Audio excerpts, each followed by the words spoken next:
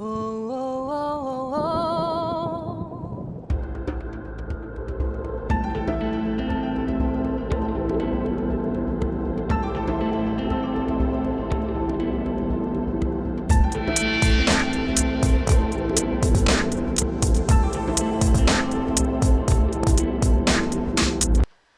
Bonjour à tous, bienvenue dans ces études concernant le psaume 5.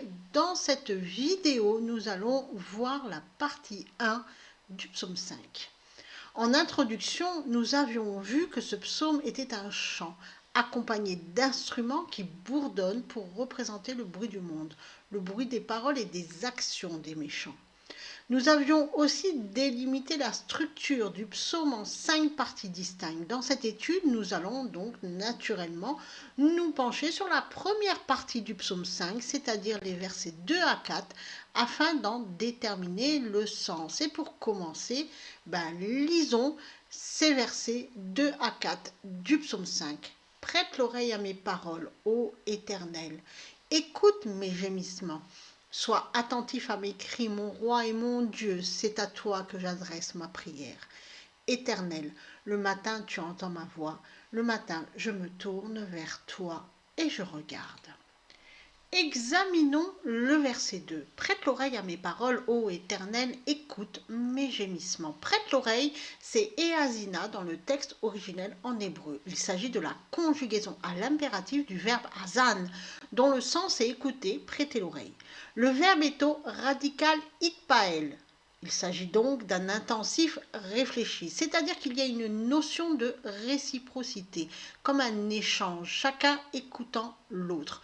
Dieu écoute la prière de David et David écoute la réponse de Dieu. Tous deux s'écoutent.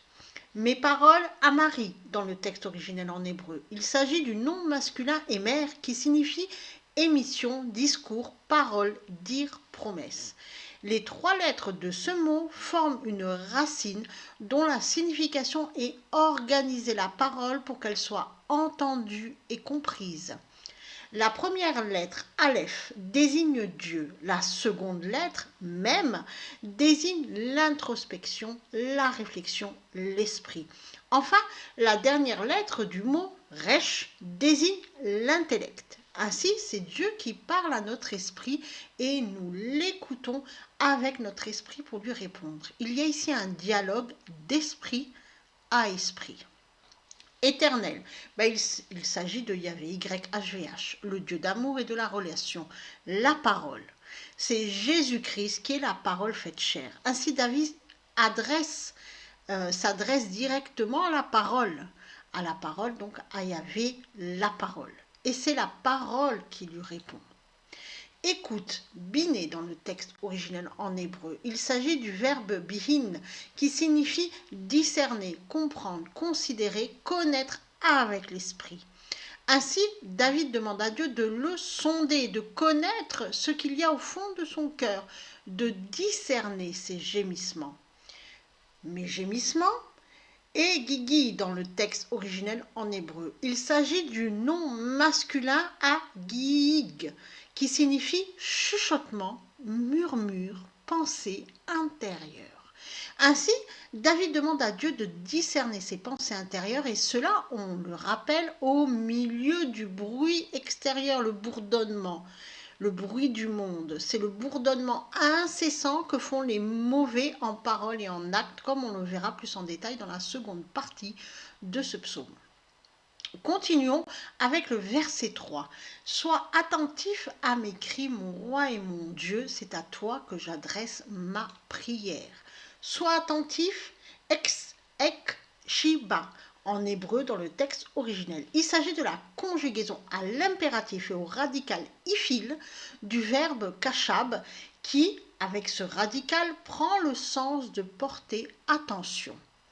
À mes cris, dans le texte en hébreu, cette locution est la traduction de 2 mots. Nous avons à la voix 2, c'est likil, et shuoi, qu'on peut aussi traduire par mon appel au secours. Donc, sois attentif, enfin, à mes cris, c'est à la voix de mon appel au secours. Ainsi, ce ne sont pas des cris, mais bien un appel au secours. Le mot cri est vague car on peut crier pour tout un tas de choses. On peut crier de colère contre quelqu'un pour évacuer son stress, de joie, de peur, etc. Or là, il ne s'agit pas d'un cri, mais d'un appel au secours. C'est différent. David demande à Dieu de le secourir, et l'on verra de quoi durant la suite de nos études. David implore le secours de Dieu et cela peut être interprété comme un cri d'espérance. Mon roi, milki dans le verbe originel en hébreu, il s'agit du mot melech, meler, qui signifie le roi très haut. Les 3 lettres hébraïques de ce mot forment une racine primaire dont la signification est régner, dominer, posséder et aussi conseiller, délibérer, décider, ainsi que roi et d'une manière générale, cette racine désigne la royauté. Ainsi, David se tourne vers Dieu pour lui demander conseil, car il considère Dieu comme son roi et son conseiller suprême. J'adresse ma prière. Alors ça, c'est un mot qui est un petit peu compliqué à prononcer en hébreu. Falal, dans le texte originel en hébreu. Il s'agit de la conjugaison du verbe palal, qui signifie intervenir, s'interposer, prier. Dans le texte, le verbe est au radical itpael et prend donc le sens d'intervenir, prier, intercéder. Ainsi, dans ce dialogue, car la prière est un dialogue, David demande à Dieu d'intervenir et d'intercéder par son conseil. Maintenant, le verset 4. Éternel, le matin tu entends ma voix, le matin je me tourne vers toi et je regarde. Le matin, boker, dans le texte originel en hébreu. Ce mot signifie effectivement le matin, le point du jour. Cependant, sa racine composée des 3 lettres beit, kof et resh signifie rechercher, examiner, admirer, réfléchir, passer en revue, matin et bétail. Ainsi, le matin peut prendre le sens de rechercher Dieu, c'est le moment où l'on cherche Dieu. Il peut aussi prendre le sens d'admirer Dieu, c'est le moment où l'on pense à l'œuvre de Dieu. Il peut aussi prendre le sens de réfléchir, c'est le moment où l'on réfléchit à notre vie, à Dieu, à tout ce que Dieu a fait dans notre vie. Ainsi, le matin a un sens plus large, celui des moments que l'on passe avec Dieu dans la prière, la réflexion, le souvenir de tout ce que Dieu a accompli dans le monde et dans notre vie. Le matin, ce sont tous ces moments finalement où l'on pense à Dieu, où l'on parle avec Dieu, où l'on cherche Dieu. Et c'est dans ces moments-là que notre esprit s'éveille, c'est dans ces moments-là que notre esprit est nourri. Et on y retrouve forcément aussi l'idée du matin, puisque notre esprit s'éveille, se réveille. Tu entends tishmo dans le texte originel en hébreu. Il s'agit de la conjugaison du verbe shama, qui signifie entendre, écouter, obéir à. Ainsi, dans ces moments symbolisés par le matin, nous avons véritablement une prière, c'est-à-dire le dialogue. On parle, Dieu entend, et Dieu nous répond, et on écoute sa parole, et on lui obéit. Il faut vraiment comprendre que Dieu nous écoute seulement lorsqu'on lui parle. C'est plutôt logique finalement, car comment peut-on écouter quelqu'un qui ne parle pas? C'est pour cela qu'il est important de parler avec Dieu, de lui confier nos tourments, de se mettre aussi après à son écoute, puisqu'il va nous répondre. C'est tout le processus de la prière. Lorsque survient un événement douloureux, l'on se sent angoissé, énervé, lorsque l'on passe un bon moment aussi, bien sûr, lorsqu'on est dans un moment de joie, de peine, de joie, de douleur, etc., c'est dans tous ces moments que l'on doit se tourner vers Dieu pour lui confier nos ressentis, nos douleurs, nos peurs, nos afflictions, nos joies. Et Dieu agira pour nous protéger, nous consoler, nous apaiser, se réjouir aussi avec nous. Et c'est exactement ce que fait David. Il se sent angoissé, il implore la protection de Dieu. Et nous le verrons par la suite. Contre qui? Contre les méchants qui se dressent contre lui. Mais ils ne vont pas se dresser physiquement, ces méchants. Et on le verra aussi par la suite.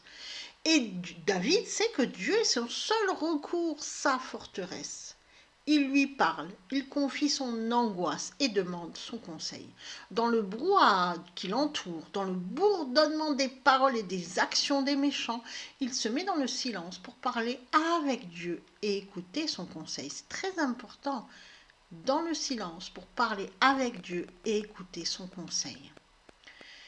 Je me tourne vers toi, ce qui a été traduit par le verbe tourner et le verbe arak en hébreu, littéralement arranger, poser ou disposer en ordre, mettre en rang, préparer, ordonner, manier, fournir, estimer, égaliser, diriger, comparer. Ainsi, David, dans tous ces moments symbolisés par le matin, il se prépare, il arrange, il se met en rang, il met tout en ordre. Que prépare-t-il? Son esprit à écouter la parole de Dieu, c'est-à-dire le conseil de Dieu. Il se met en condition pour écouter Dieu.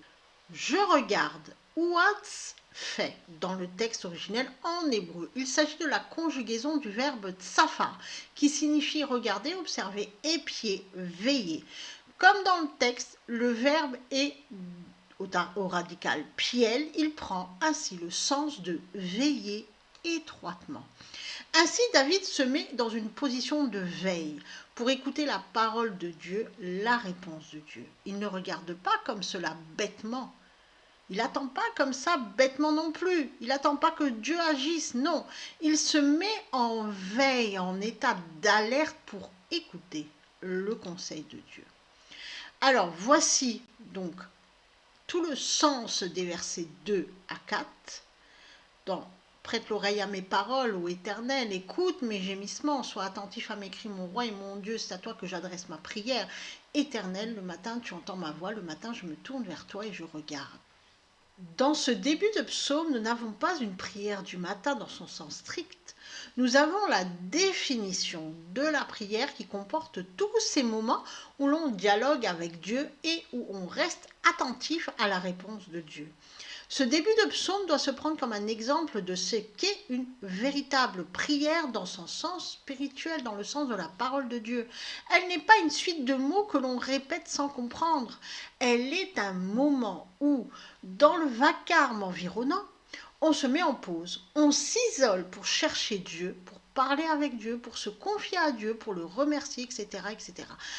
Un moment où on attend la réponse de Dieu et où on se met dans une position alerte pour écouter le conseil de Dieu.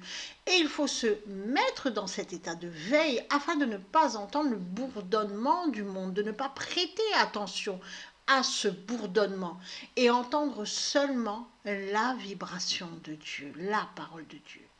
Voilà la véritable définition de la prière selon la parole de Dieu. Et bien sûr, cela rejoint les paroles de Jésus-Christ. Veillez donc et priez en tout temps, afin que vous ayez la force d'échapper à toutes ces choses qui arriveront et de paraître debout devant le Fils de l'homme. Luc chapitre 21, verset 36. Veillez et priez, afin que vous ne tombiez pas dans la tentation. L'esprit est bien disposé, mais la chair est faible. Matthieu chapitre 26, verset 41. Dans la prochaine étude, nous verrons pourquoi David prie et veille, contre qui il demande le conseil de Dieu. Que Dieu vous garde et vous bénisse. Oh.